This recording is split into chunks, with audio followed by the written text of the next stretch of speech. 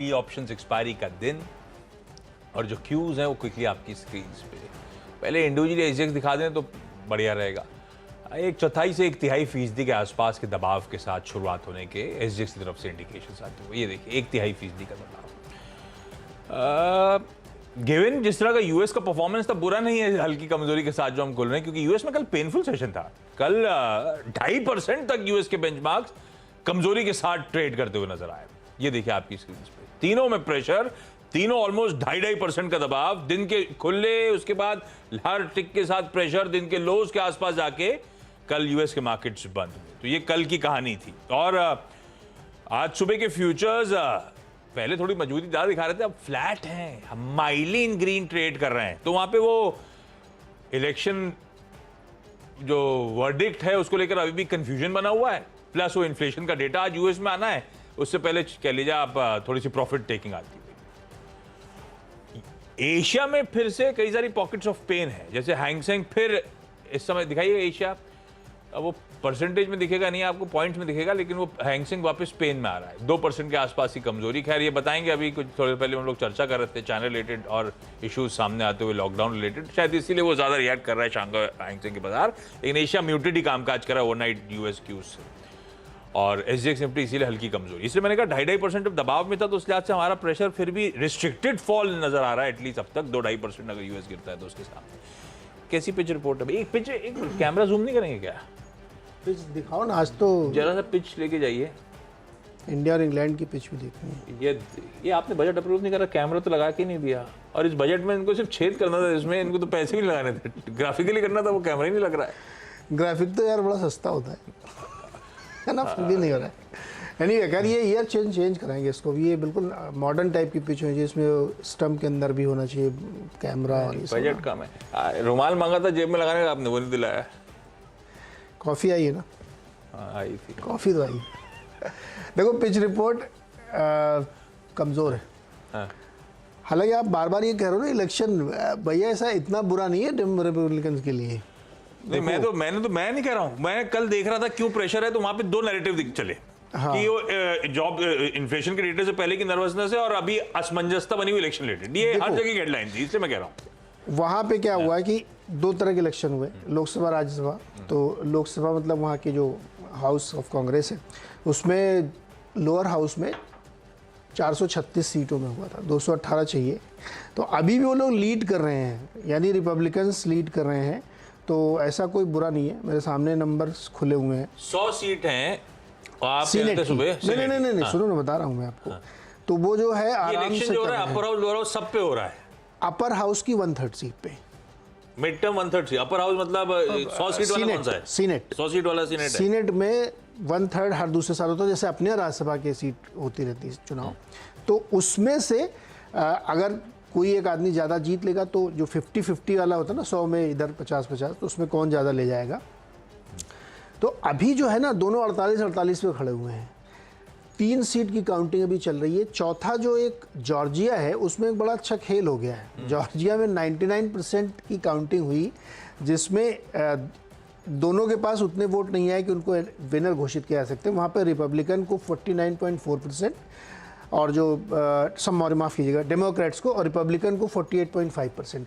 Rule ये कहता है कि 50% प्लस 1 होना चाहिए, तभी आप विनर घोषित किए जाएंगे। तो अब चूंकि 99% पे रुक गया मामला, बाकी लोग भी तो चुनाव लड़ते हैं, वहाँ से थोड़ी 2 ही पार्टी हैं, कुछ और भी इधर उधर के लोग लड़ते हैं। तो अब ये रन ऑफ होगा। रन ऑफ का मतलब क्या होता है? 6 दिसंबर को एक बार फिर से इन्हीं दोनों के बीच में चुनाव होगा, बाकी सब हट जाएंगे। उसमें जो जीतेगा, तो जॉर्जिया का केस वहाँ फाइनल होगा। तो अब एक कम कर लिया, बचे 3, 48-48। इन 3 में 2 में अभी तक रिपब्लिकन लीड कर रहे हैं। आगे क्या होगा अगले 1-2 घंटे को पता चलेगा। तो ऐसी संभावना लग रही है कि सीनेट शायद रिपब्लिकन के हाथ में चली जाएगी। मेरे पास आज शाम तक आ चुका होगा, आज शाम तक मोस्टली आ जाएगा। एक आध सीट का डिबेट होगा तो लिंगर कर रहा होगा। एक वो नहीं, अगर आप 100-1 पे भी लेके चलोगे ना, तब भी लीड तो रिपब्लिकन की हो जाएगी। जॉर्जिया देखेंगे जब होगा, तब 6 दिसंबर को। और रिपब्लिकन मतलब हमारे ट्रम्प साहब वाली, और दोनों कह रहे हैं कि हम चुनाव लड़ेंगे। ट्रम्प ने भी कह दिया, बाइडेन ने भी कह दिया कि हम 24 में लड़ेंगे। यंग ब्लड कमी है वहाँ। यंग ब्लड उनका जो है, रॉन डिसेंटी जो जीत के आया है फ्लोरिडा से, फ्लोरिडा इज कंप्लीटली रेड, वो कह रहा है कि मैं भी लड़ना चाहता हूँ। और वो बहुत यंग एज का है, 40-42 साल का ये होगा। तो आज से रॉन लालू प्रसाद डिसेंटी। जी, मुलायम सिंह जी, ऐसे एकदम इस टाइप वेल वर्स्ड है। नॉम डिसेंटी, तो वो मतलब वो किससे लड़ेंगे? अभी तो वो रिपब्लिकन से। ये लोग कह रहे हैं इनकी अपनी अभी पार्टी प्राइमरीज भी होंगी, वो हाँ, करेंगे ना, उसमें डिसाइड होगा इनका, मतलब इन्होंने अपनी इच्छा व्यक्त कर दी, दोनों ने इच्छा व्यक्त कर दिया, बाकी प्राइमरीज कंटेंडर सामने आएंगे। पहले तो अपनी पार्टी के अंदर चुनाव जीते ही, तब तय होगा कि तुम लड़ोगे कि नहीं लड़ोगे। तो खैर वो हम लोग साइड में छोड़ते हैं। तो चुनाव का मामला इतना बुरा नहीं है रिपब्लिकन के लिए जितना माना जा रहा था। हाँ, ये जरूर है कि जो एक वेव की बात चल रही थी ना कि एकदम सब तरफ खाली रिपब्लिकन, ऐसा नहीं हुआ।